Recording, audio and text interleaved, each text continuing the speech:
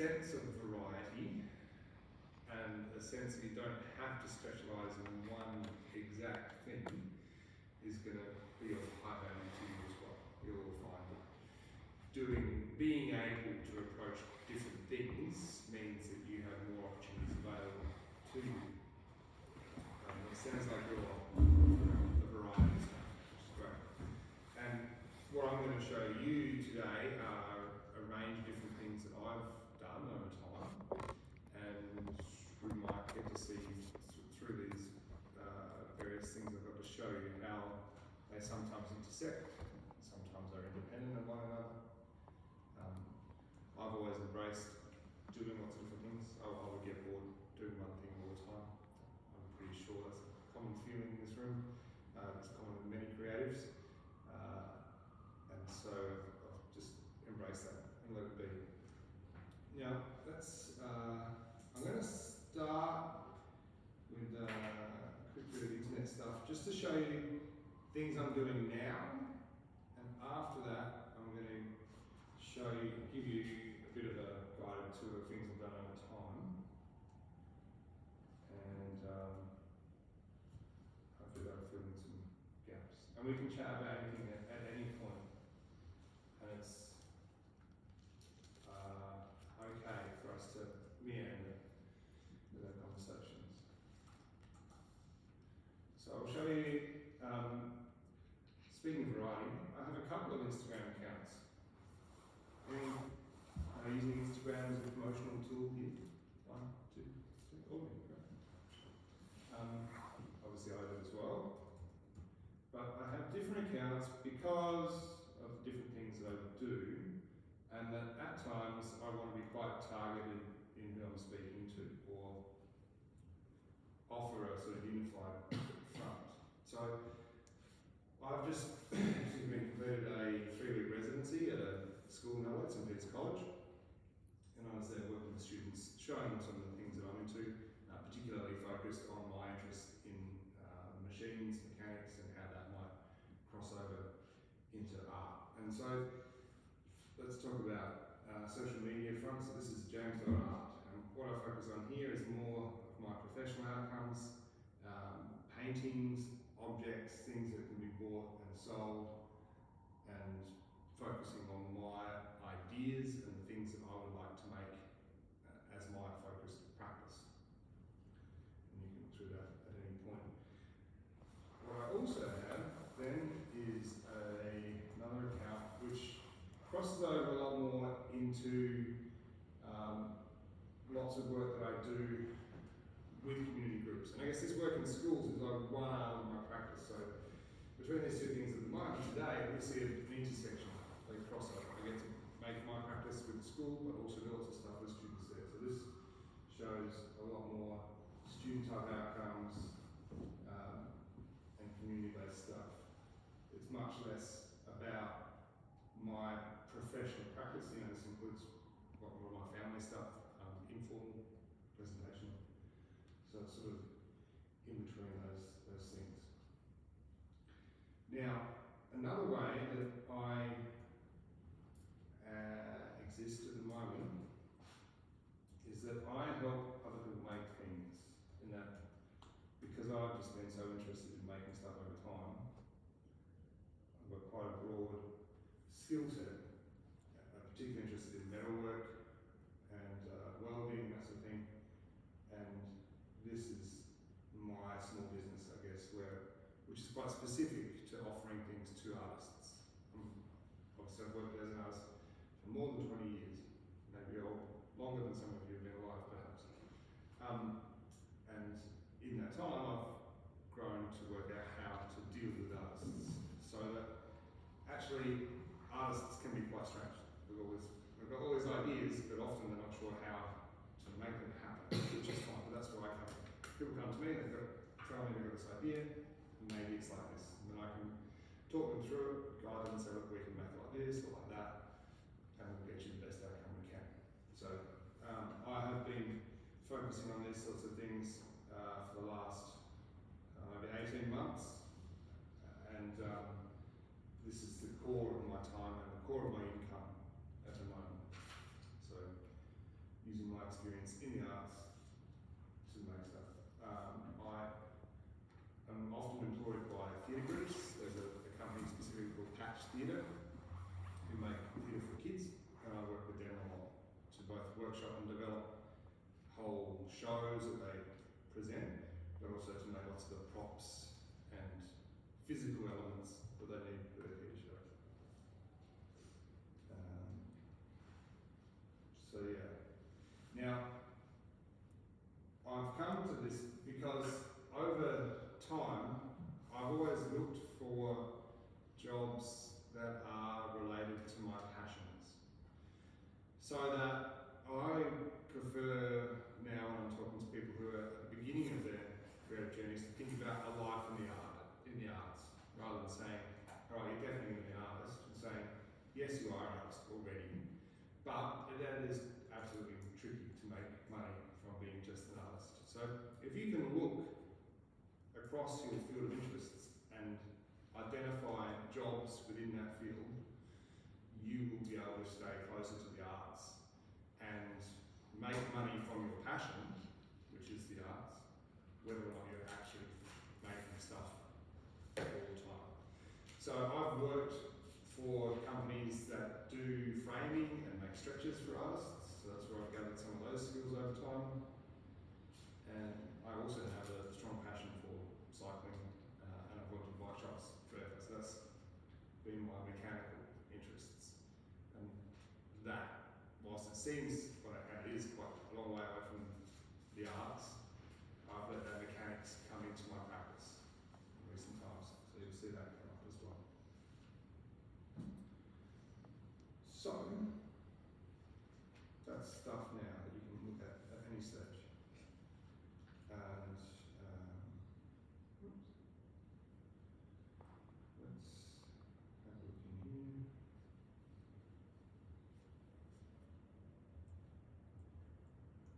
Yes?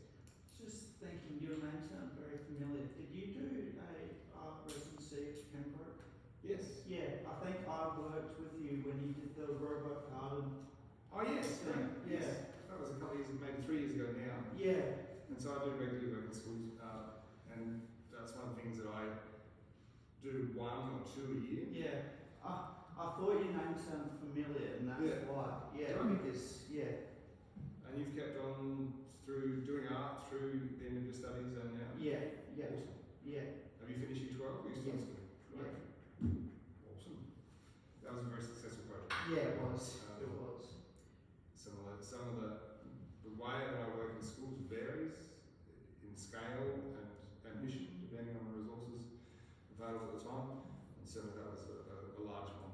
We were able to do some big stuff. Now, let's see. I'm going to show you a broadcast talk here. I'll show you, I've got a few. Yeah, let's actually start with murals. Because I've heard a few of you say you're interested in murals. Wendy's a great muralist. Haven't done one for a while now. Might be time to pick it up again. So, when I was younger, I have always liked rebellion and challenging existing systems. So I have always been drawn to graffiti for those reasons. And even when I went to art school, I thought that galleries were a bit funny because I hadn't been in galleries regularly in my life, and I sometimes found them intimidating or like uncomfortable to visit. And I think I've got a few nods of agreement here. And I always felt like the people that I knew and grew up with weren't going to be going to galleries much. So it would be strange that would be where I presented my creativity. I've always been drawn to public space because I think that is the space that people are in all the time. And that makes a great space to show creativity and ideas. Also, I like the idea that in public space, you often have this element of surprise available. You can make something that people don't expect to see, and often that surprise gives you an edge as far as encouraging people to think about something like that. So, whilst I went to art school and took all the art school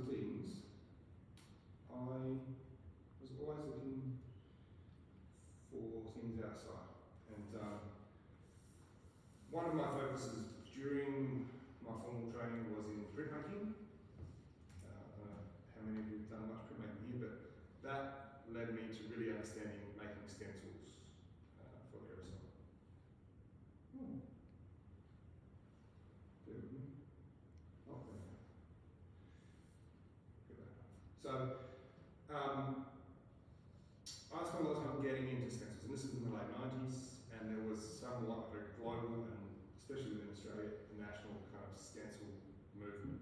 It was a newer thing at that time, and I was just lucky to catch a wave really of culture where after I finished studying in Adelaide, I stayed here for a couple of years, and in about 2002 I moved to Melbourne, and there was a huge wave of street art activity at that time. I found myself in the middle of that, having a great time, meeting all these people, doing all this noise stuff, which was also art, and we were getting lots of opportunities. So one of mine on the blooms was deluxe, and I spent a lot of time making stuff on the street. But then we started crossing over between things that happen on the street and in galleries as well. And through those 4 or 5 really rich years of activity, I met lots of people who were similarly minded to me and have made lots of connections which I maintain to this day of different people working in the arts in different ways. Some other cultural notes of that time were that it was pretty much the start of the internet, just sort of hard for you guys to imagine, but it was a lot more physical and a lot more analog. One of the things that I've also been involved with a lot over time, and I encourage you to start to look for this stuff and ways that you might engage with it, is setting up independent galleries. Or like, has anyone heard the term ARI, or Artist Run Initiative? New word? Great. Might have heard that one? What on earth in the street gallery? Oh, okay. No, that's not so much. I didn't know from the street in Melbourne as a commercial space.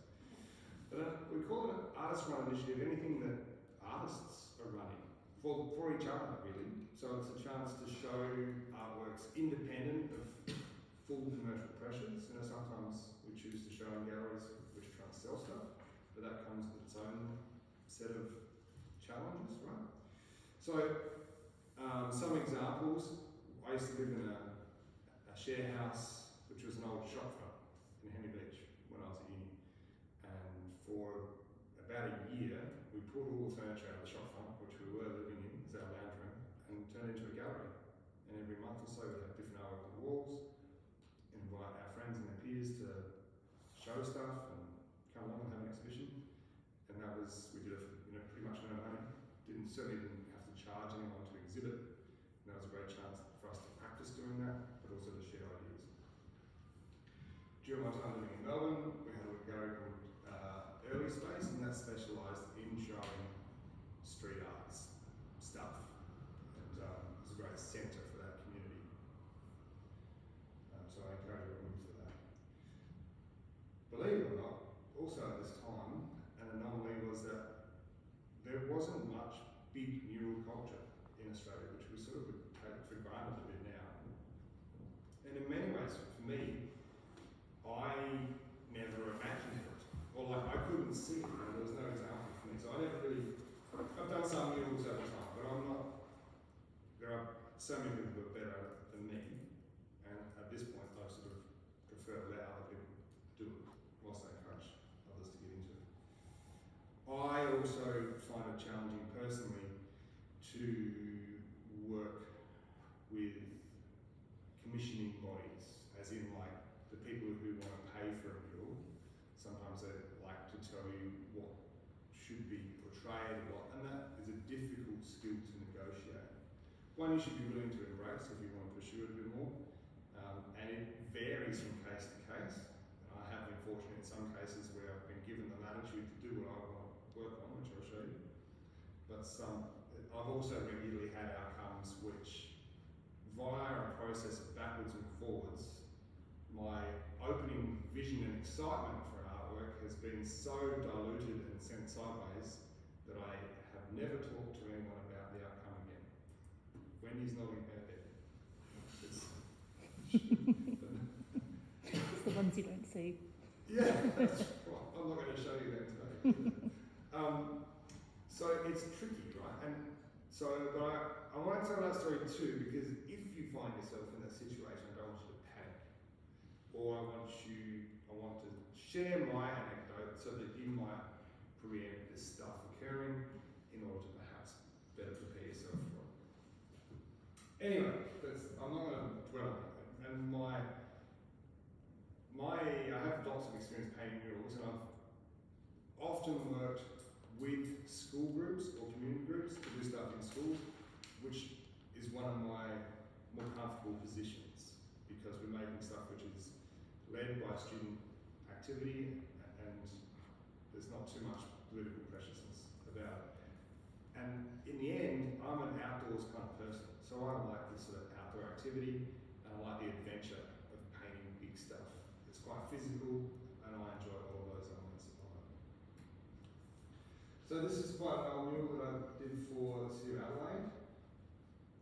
The proposition is that we see a number of businessmen who are usually uptight and wearing suits and being boring, but I wanted to portray them as having fun, to do something to enliven this space. So they're having a race on their wheelchairs, making funny faces at each other. One of them's got some paradise packed in their briefcase. And this site, some of you might know Moffat Street Bridge. It looks quite different now. This is a pretty fun fish mural.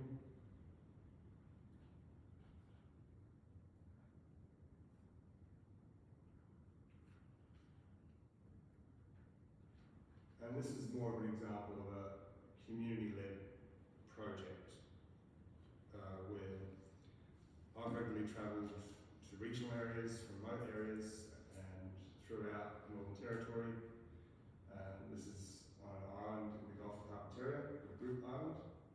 And because I have an interest in stencils and working with stencils and aerosol, that's a pretty simple thing for me to share with young people, and it's pretty quick as far as what it offers in energy return for people. So I've often done stencil workshops as both a cultural exchange, but also a way to get paid and to get paid for travel. And one of my common models is this, whereby there's simple stencil outcomes for kids, and that becomes all the stuff that we fill out the mural space with, and then there might be a central figure which I put a bit more effort into that. So this is a tiger shape.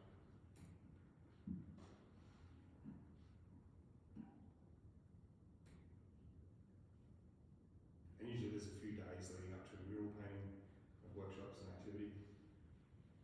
And then actually this one was really great because it was part of a festival, and there was lots of, it's like a big footy festival, and so the footy games were happening, the mural was happening, and other cultural stuff was going on at the same time. So it's very fun.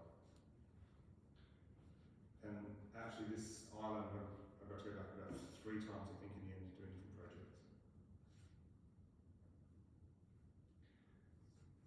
This is a mural that I painted near the Adelaide Festival Centre, and it is the result of a kind of focused bit of research where I was looking at an artist called Fred Williams. Have you ever heard of Fred Williams here? Yeah, I think a little bit. He's a sort of significant Australian painter working through the 50s and 60s. And he's an artist who made these versions of Australian landscape which were quite flat, but also he worked a lot in printmaking. So I spent some time looking at his art. There's a big collection as part of the Adelaide Festival Centre. So my project was to look at these works of Fred Williams, but then to also spend time travelling through the Murray region making these images. And I was trying to make a large mural which is more like a small etching, small print. But within that, also using some of the stencil making techniques that I've been practicing over time. And this is a more recent larger mural called Cultures Away in the middle of Adelaide. So Adelaide, City of Adelaide has designated a number of laneways to celebrate musicians and bands that have come out of Adelaide as a scene. So there are a number of artists who have been commissioned to make artworks in response to these different things. So Jasmine Crisp has done a great image of Sia, or it's an ode to Sia. We don't actually describe it as an image of Sia. And I pitched to respond to Cold Chisel as a band. I grew up listening to rock and roll, still like rock and roll. So I have a strong, I love the music. But also, one of my interests in graffiti is looking at things that people write as scrawl or messages separate to people who think about tags and that end of graffiti. I like just random stuff that people write, and I collect that over time. I'll show you some more stuff of that. So this is completed in 2019, I believe. And in the decade before that, I also made lots of other artworks which celebrated this kind of type of art making, commonly referred to as scrawl. And so this opportunity to paint a mural was one where I could say, in other parts of my practice, I've made lots of stuff like this. So it makes sense for this mural to be driven by my artistic style and way of working in this instance. So it was a natural place for me. I didn't have to wander a long way from my own passions and interests to make this mural. So I got lucky. It's not a favourite one, but to do it on. And people love me doing what I want to do. So that was the thing. So that's some mural things. Now, what I want to show you too is this idea of, whilst you guys are at the beginning of lots of stuff, and maybe at this stage you're more thinking about the way in which you like to make, what you need to be developing a bit too is a sense of your ideas or your concepts, which will grow and change over time. Mine have a lot, we'll see that in some of the things I'll show you. And as a formal idea, thinking about that as research. So I'm going to show you this one here, which explains a bit more this idea of scroll and graffiti. Let's see, where are we?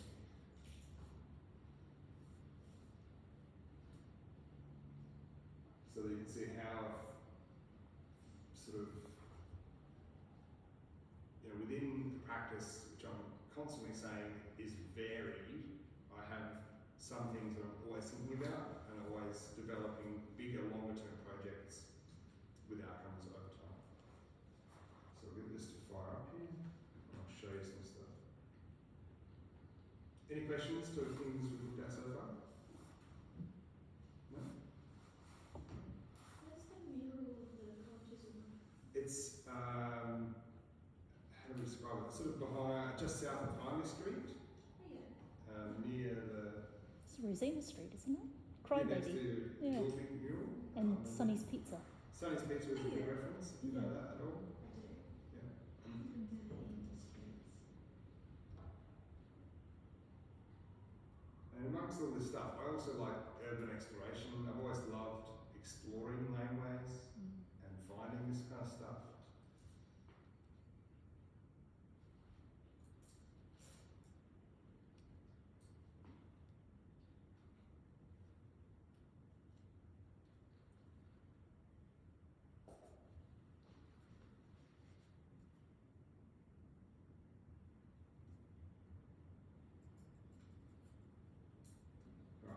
So,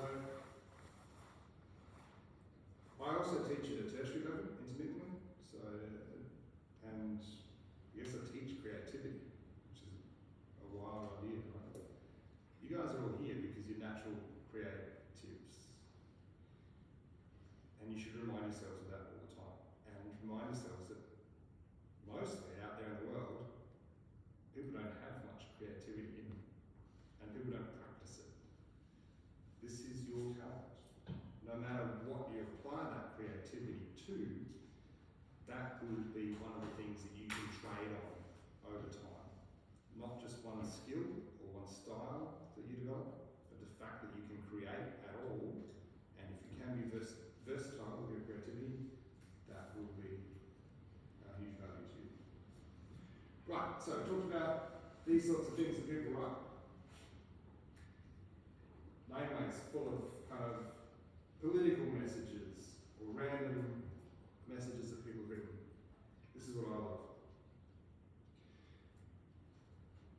And as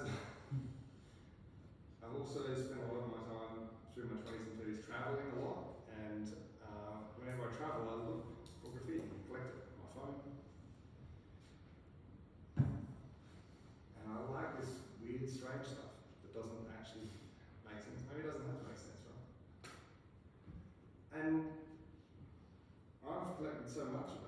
I sometimes compile it together in these dense representations of all this stuff. So I've spent part of my life living in Melbourne, and through all the laneways in Melbourne there is lots of this kind of material. So these are some examples where the stuff that I find in the street, I've combined together to make an outcome that sits in a gallery. It's kind of all about graffiti, but not about street art as we know it. This is the elemental form of graffiti that I like. It's the base level.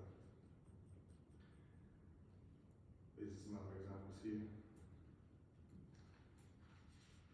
Now, what I also found in my time travelling through the top end of Australia is that the graffiti there was specific to that place. It was written in a different way, different stylistic forms, and had a whole bunch of content that was different to other places that I've been. And so I collected a lot of that. These images show sometimes when I use this material collected, it might be just like scratched into a grey surface. And I'll often use Photoshop to combine these images, but sometimes I'm working manually over a printout before being able to extract that to separate it using Photoshop. So often we see these strings of initials that people in the top end will use in their graffiti.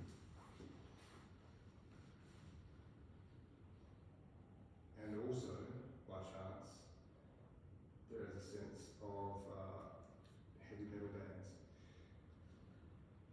And what I've done with this material over time as well is combine my found scrawl with painted images of the places that it comes from to try and make this portrait of a different landscape. Sometimes describe it as a psychic landscape. This image is of a bus stop in Dodd. In fact, there was a period in the early 90s where these concrete bus shelters were painted with all these conventional murals of scenes of animals of the place. And what happened over time is that people would write stuff in all the small parts of the mural, waiting for bus, whatever. But because it wasn't a flat surface, it was difficult to buff, to erase. So actually, as someone who's passionate about graffiti, these are like huge bank vaults full of collected graffiti which had built up over huge amounts of time. So for me, I found that fascinating. So I started to make a bunch of paintings that combined this found stuff with other images. The idea of the sunset as a classic top end vibe. But I was finding this graffiti that included references to rock and roll and heavy metal bands. This shows some of my process of layering things in Photoshop before they're painted. So these are painted on canvases that are about this big. That's an image of the canvas there. But also developed a few techniques which look like the surface has been scratched into, which is often how this material appears in the real world. Brown honey, croc, these are all famous top end things, but also this idea of palm tree and paradise. This is more of a Melbourne scene with Melbourne graffiti. So these are the kind of paintings I've been making for quite a while. I spent a good 5 or 6 years with this as my main sort of outcome. And in my process here, this is an image of the stage. I often make a small painting in preparation for making a bigger, more resolved painting. That's the small study which might be a little on board like this. Using that study to work out colours, to work out composition. For a more final outcomes, the larger paintings are a bit about this for scale. And that also I ended up making this more substantial sculpture slash painting. Looks like a box from here, which it kind of is, but it's a sort of psychedelic version of bus stops that I was showing before.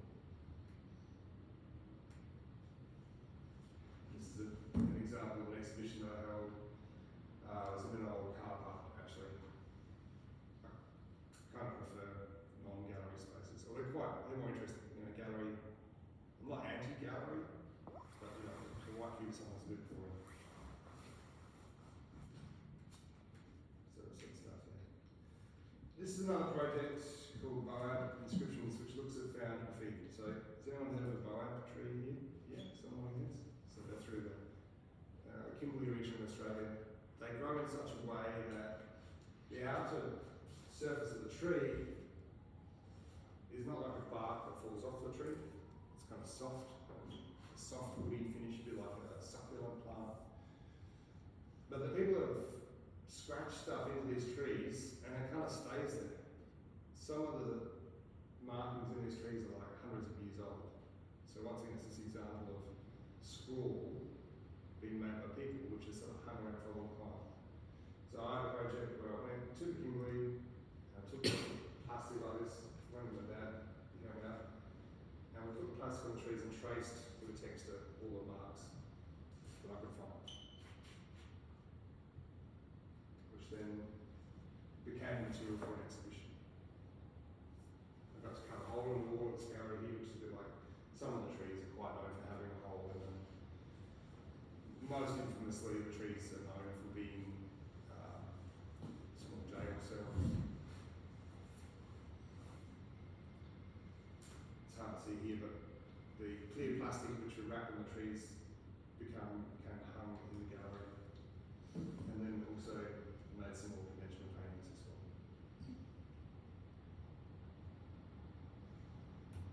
So that's a bit about that's my personal fascination. It's my research and how the dense stuff becomes art.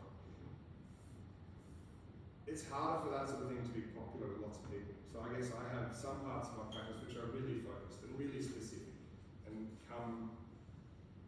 they present themselves because I've spent so long thinking about this stuff that I'm like the expert in this area. And I'll show you some other stuff now, which looks at my interest in mechanics.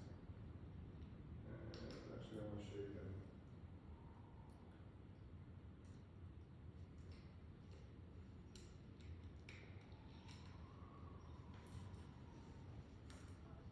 So, we're talking about this idea of concepts and ideas, and encourage everyone to think about what's important to you. But I do note at this point that many of you are still finding out about yourselves and what's important to you. That might change, but in the end, you're going to make the best artworks when you make things that are authentic to you. How does that sound when I say that? Does that mean anything? Does that sound strange? Anyone want to have a stab at what that means? Ned, what do you think? Yeah, I think it's something I have like sort of explored as well. It's like when you don't sort of overthink it, it's definitely a lot more true to just yourself and your own personal sort of Yes. No. whatever. Yeah, things that are true and things that natural to It's you. hard to sort of word, but yeah, I definitely know exactly what you're sort of talking about. Alright, great. Maybe that's a perfect way to word it. So that maybe it's to also remind you all that be careful not to borrow from other cultures. You know, find the things that are close to you, and that's where you can be truthful. If you borrow too much from other cultures and other people, that's sort of problematic in many ways. I have always been into bikes, so this is my authentic place. This is me as a 2-year-old. This is me as a 3-year-old. This is me as a 17-year-old. And as a 20-something-year-old. And it took me ages to work out how weird bikes might mean creativity. By chance, I met a bunch of people who were into making strange bikes. Affectionately referred to as freak bikes. Right? So you get old bikes and you chop them up, bring them and ride them around being silly. Which I think is great. Often wearing silly costumes, getting out of trying to be the centre of attention. This is a particular subgenre of freak bike, which is called a tall bike, believe it or not. Now, I was involved with this sort of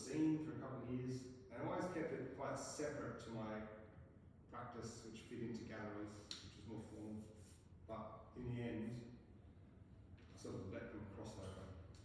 So one of the first projects that fits together with this is the easel rider. To play on Easy Rider, that's a famous film. It's got this idea of the artist in the landscape with an easel. But what about if the easel was also attached to your bike? That's a fancy name for me. So I made a few versions of this bike. And I guess one of the things I want to show here, aside from these ideas, is the fact that I'm regularly working on these projects whereby the idea repeats itself and that the actual physicality of the outcome gets more and more resolved over time. You don't just get one shot at things, you can keep working on ideas. So this is sort of the first version that I made. I made another version. And in this instance too, I really wanted to play with the idea of exploring urban space, which I've talked about with you guys already, by using the easel bike to make drawings on laneways or vacant blocks. So that we see this object, which is a strange sculpture, it's a little bit performative in its natural environment here, but also intersecting with the gallery space, and in the gallery we see some paintings which are the result of working with the easel rider. And then this is the sort of fully slick version, which I had someone else who's like a trained professional bicycle builder help me to realise. And this is an example of where I had this project that was building and building, and I worked on it a lot. And I don't know whether you guys have talked about grants at all. Wendy, in this group? No, We not might yet. not get that far, I'm not sure. But imagine this. You know how, and actually, I don't know if any of you guys got part-time work here. You might have. Have you ever paid your taxes? Well, you don't actually pay them. They get taken out of your wages. That goes into a big pot to help pay for roads and stuff. But believe it or not, the government will also give some money back to artists. We call this grant money. In South Australia, look out for a funding body called Arts South Australia. But in my instance here, and for many other artists as well, I was able to say, look, I've got this project, I've done heaps of work on it, but if you would just give me some money, I'd be able to do a really great job of it, do something super amazing. So in this instance here, I was able to pay this frame builder to make the sort of ultimate version of this easel rider bike.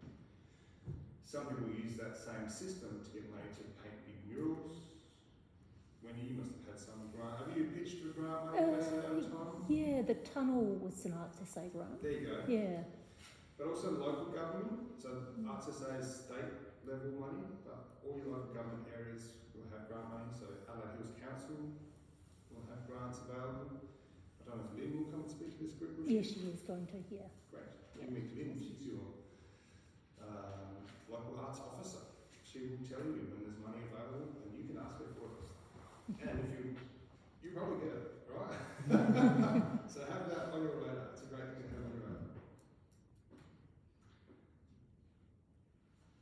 Now, another project that I'm going to show is sort of a bigger project that I have been working on since 2015, so almost 10 years. It's a weird painting machine. It's sort of the meeting point of my interest in mechanics and art making. In 2015, I made this sort of machine for the first time and exhibited it as part of an exhibition. On the opening night, there were no paintings made at all. I was presented just the machine as a sculpture, right? But also as a propositional idea. I was like, look, I'm going to come into the gallery during the exhibition and make some paintings with this and find out what it does. I don't actually know what it does. So that was part of my project, to be in the gallery experimenting with the possibility of this thing.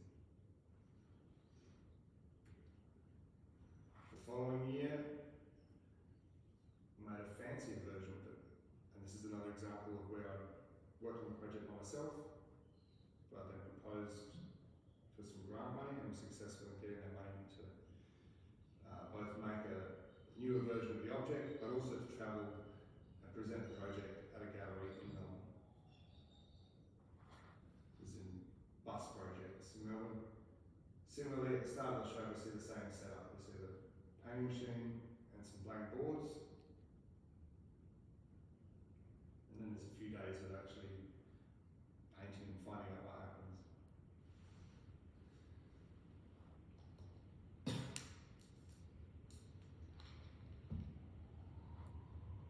And in this case, I had a kind of jam session one day where I invited lots of my friends to come and work with the machine and see what happened.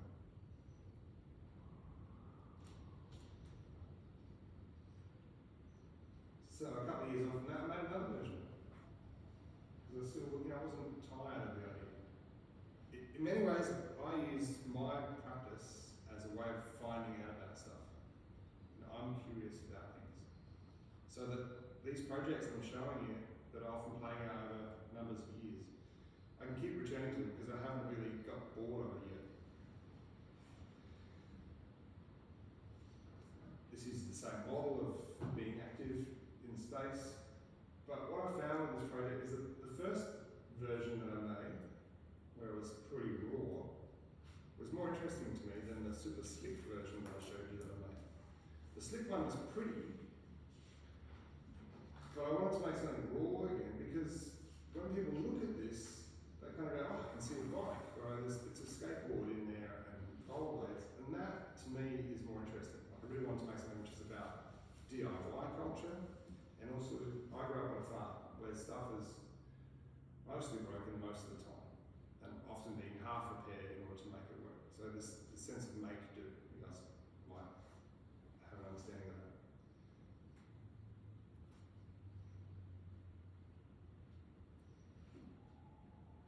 So this was at an event, it was over 2 days in Port Adelaide with the same model that I talked about already. And I also took that same version to a gallery in New South Wales called Hazelhurst. And this was part of a group exhibition, including lots of other artists who are interested in machines and art. So the Wonderwalls project here in Port Adelaide, it was sort of tacked onto the edge of a mural painting festival. But one of the things that happened with Wonderwalls is that they encouraged general public to come and watch people painting, you know what I mean? So that's when my project fit into that. It wasn't really a mural project, but I know all those people, and there were general public looking for things to look at, including me making weird paintings with my weird machine. So in the end, turns out I quite like performance as an outcome as well. And when I'm doing this weird stuff in front of people, they're having conversations with me. And I like that exchange, right? So often when you guys are making something, making a painting, whatever, you might be trying to think of an idea that you're trying to get a message across to an audience. And actually, it's kind of hard for, if you think of any artworks here, to convey a message. They might do it a little bit. It's actually much easier if you can use your voice and tell someone what your ideas are. So that's the sort of context I find myself in there. At the same time as trying to make these artworks or find out what I can do. So the project had that side of it, and then I also wanted to spend some time really focusing on making paintings with this machine without talking to people. I want to really make the best paintings I could. So there's a few shots from inside my studio space at the time, developing a suite of bigger paintings.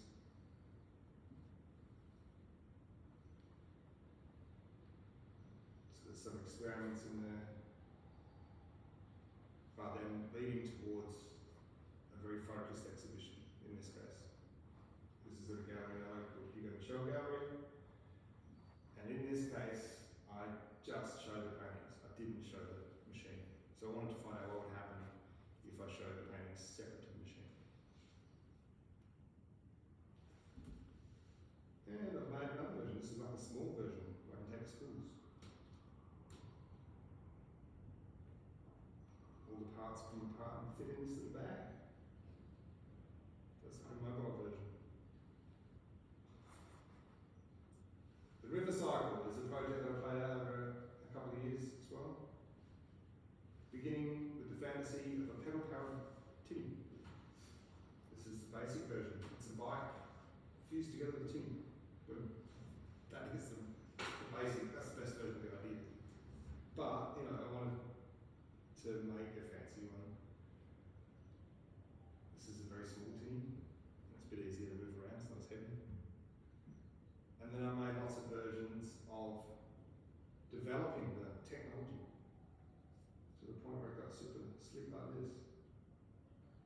during the project,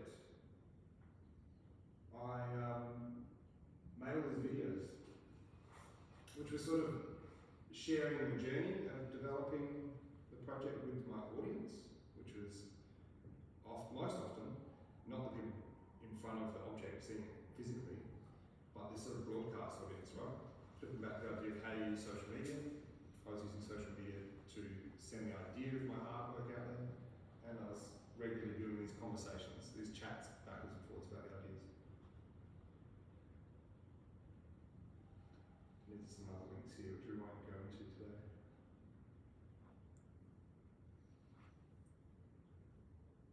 So that's the guts of the things that I want to share with you. Any more than that might be overload. Does anyone want me to talk about anything in particular? Wendy, any prompts from you? I'd probably, I don't know, I mean, from your own perspectives, would you maybe want to hear some of your early career, I guess, sort of Yes. highlights, lowlights, that sort of thing? And how to get started, right? Yeah. Just getting warmed up, right? Here we Yeah. go. When's your first exhibition happening? Or how are you gonna, have you exhibited artwork already? Nodding heads. Not quite. That's one of your most important and very exciting first steps, which I think you can all achieve within the next year. Yeah, but we're going to do it. So, the next question becomes, well, where are you going to show your artwork? Where have you guys seen artworks presented that you would feel comfortable showing your own artwork? That's a straight question that I want an answer to. Can anyone tell me? I personally like the idea, like you have that you're saying when you're in uni that it's just like a space that, you know, in the front of your house or wherever, that doesn't have to be as sort of formal, Yes. but it's just somewhere to put, you know, collect some work and just show it. Right. Yeah. Maybe here's a more open-ended question. Without the pressure of you guys having to tell me where you want to put your art, what spaces have you seen that you like to visit in, that you know? Can anyone tell me about that? The Heart of Academy, so it's Heart of like Academy Rules. more than just, like there's the gallery there, but there's also just like a bunch of stuff to look at. Yep. You can pick things up and then put them down and then walk around and read your copy. Right. That's good. Well, they're also a gallery which has a gift shop, and if you're someone who likes making ceramics and objects, that would be a great place for you. I wonder if we can get Rachel in to speak. Do you know Rachel Winnie? Yeah, yeah, that's where my studio is, so Oh yeah. Yeah. I know. yes, we've had a few discussions about them. So they've got a gallery, they've got a shop, they've got studios. Are the studios newer? That's not No, there might be some more spaces coming up. It's a bit watch this space at the moment. Yeah. Yeah. Is your studio the one, like there's the upstairs bit with the stairs, and there's like a little corridor with a little dead girl dress, and there's like a The door. what? There's a dress of like a person who was presumably alive at some point, and there's like it's in a box. Do you know where the tower is? The tower at the back? Yes. Yes, my window's right next to that one. Okay, so not Yeah. near the dead girl. Yeah. Trying to It's like a historical display of like a German dress. Okay, that is Oh, pretty you're cool. right. The dead girl. That's right. And everything in Hamburg was from Germany. Where else? What else do you guys know? Where else have you seen artworks that you like to visit? You guys ever been to any coffee shops or like perhaps cellar doors or anything like that where you've seen artworks? There's plenty of that stuff up here. I just like seeing art out in public, really. Just walking around, just Right, that's it. randomly, just seeing all of it, you know? Like, I love seeing it in cafes. I would always stare at it. Yeah. Screw the food, you know? Just stare. Great. Well, and a few of you have sort of made a nod towards murals and places outside. I reckon when you meet Lynn, ask her to tell you about some walls she'd like painted. There's going to be a great new gallery which has just had a redevelopment called Fabric in Lomathorpe. Any of you guys know that space? We are going to have a visit there when Oh, it great. opens. Yes, Melinda's one of the other speakers. Yes, So of we're going to have a course. tour and, Is it, and a do you know talk. when they're due to formally open? I can't remember the exact formal date, but it's soon. It's real soon. Yeah. End of September sometime. So we'll have a tour and a talk, which is great. What about this? Have any of you seen any boring grey walls around that might be better off with some colour on them? Great. You should make a list of them. What do you reckon? If you make a list, especially for now. Are you all living in Adelaide Hills Council? Is that one of the prerequisites? All right. So this week, when you see the boring wall or walls around here that would be better off with an artwork on, take a photo of them. Write down the address. When you meet Lynn, you're going to give her this folio of possible mural sites, and Lynn's going to help you work out how to make a mural happen. I reckon. So maybe that could be another goal, rather than, obviously I'm saying that exhibiting artwork in a gallery is just one opportunity, which might be on your radars for the next 12 months. But also maybe painting your first mural. That's how the tunnel came about. I just saw the tunnel and thought, that's boring, and who can I talk to about painting this? And that became a grant, and it became a big thing. And is that Adelaide Hills Council, or is that Mount Barker? Mount Barker Council, yeah. Just kind of because I saw it and thought, ugh, someone should paint this. I thought, wait, I should paint this. That's right. And what might happen also, so I talked about networks, right? And your peers and your community. So you guys are like a bit of an A-team here, believe it or not. Maybe if there are a couple of you or a few of you within this group who are interested in painting a mural, now that you're going to get to know each other in this next few weeks together, you might decide on how you can become a team to work on a mural together. The good news is they're already doing that as part of this, which is great, across the road. So that's step one. Fantastic, well done. It's good to hear. That's what this is about. Yes, I wondered where the agricultural part's going. That's obviously a huge part of the community up here. Horses, magnificent to paint, tricky to paint. Indeed. What else do you guys want to know about? Or what are you wondering about that you want to happen next? This is a really boring question. But you know, like the solar poles? Yeah. Do you need a grant or not a grant, permission from the council to paint them? Or can you just do it? That's a great question. It's a little bit to do with the council, but also to do with what was once known as Electricity Trust of South Australia. Sapin. Sapin, thank you. Yeah. And they've got an existing, you can actually go to their website, and I think they've got a whole page which is about decorating stone poles. The current model is more favoured towards painting on boards that then get tied on. Yeah, you made the same face as me. I'd rather hand paint them. But I know.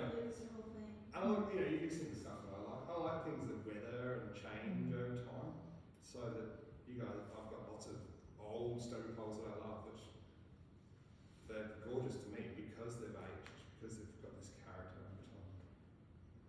So I don't know what the current state is, whether you're not allowed to paint on them physically anymore, but certainly you'll be able to find out quickly. So I painted on the ones that are not on the road. Oh yeah. The ones in my paddocks. Oh yeah. I was like, they can't arrest me, it's at my house. The ones that are on the road, I can't remember. Lynn is going to be another great contact point for that as well, because she's going to want that to happen, and that's a pretty simple one. And stone poles are a great little warm up for bigger murals. Start to go, I can do this small thing. Check me out.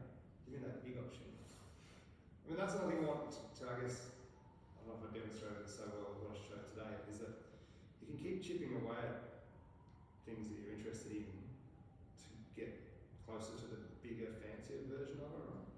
So that is what should be in your mind a little bit for these goals that you have.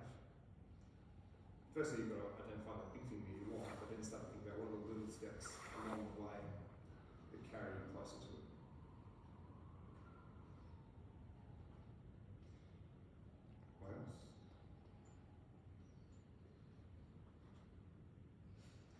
guys got for workspaces? Are you working in bedrooms? Or you got little shed spaces at home? Or what? Sitting on the end of my bed, Yeah, paint everywhere. great. Taking over the kitchen table? No. No. Table's not good. Desk doodling to it. Oh yeah, great. Excellent. Yeah. Well, I'm actually pretty lucky because my mum's an artist as well. So Ah, there you go. yeah, inherit a fair bit of space and like supplies and stuff. So Great. yeah. Are you all keeping sketchbooks? Yep. Great. Excellent. I should have brought mine. I should have left it in the car, but I still keep them. I don't even know. Wendy, my house at work, she showed me that I did at home. Say In the it. past few weeks, I've done some graffiti works. Yes. Good. Sketchbooks are really important. Definitely. And keep them. Piles of them. Yeah. They're all over my room, all in different little corners.